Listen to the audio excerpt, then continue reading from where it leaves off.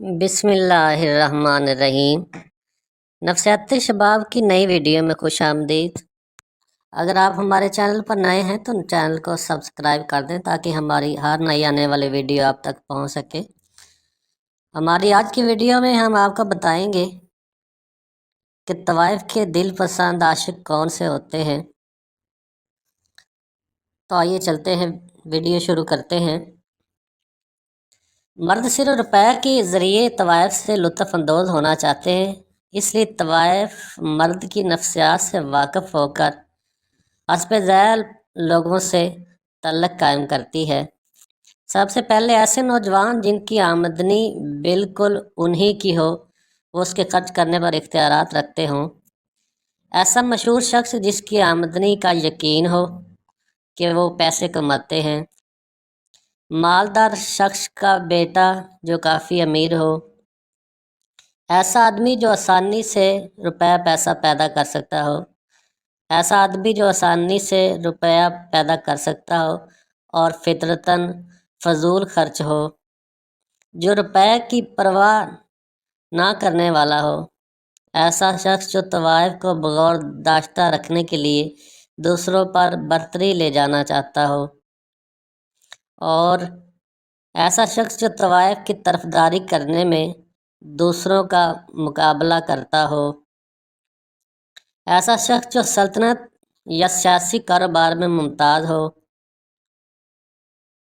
ایسا شخص جس کی رسائی بادشاہوں اور وزیروں تک ہو۔ خود پسند شخص، ایسا شخص جس کی دولت پر اس کے رشتہ داروں کا قبضہ ہو اور ان کے توسط سے روپیہ خرچ کرتا ہو اور فضول عیاشی کرتا ہو، روپے پیسے کی فکر نہ ہو۔ ایسا شخص جو خود کو خوبصورت سمجھتا ہو،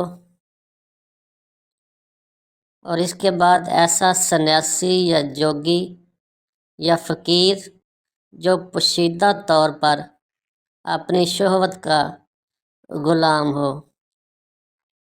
ایسا شخص جو قدرتاً نامرد ہو اور خود کو بڑا پرشہوت اور شہوت پرست ظاہر کرتا ہو۔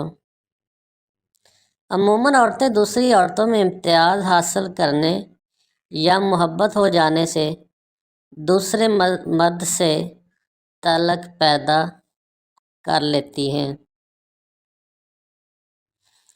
عورتیں لائق و قابل اور فیشنیبل آدمی پر زیادہ فریفتہ ہو کر اس سے لطف اندوز ہونے کی خواہش مند رہتی ہیں۔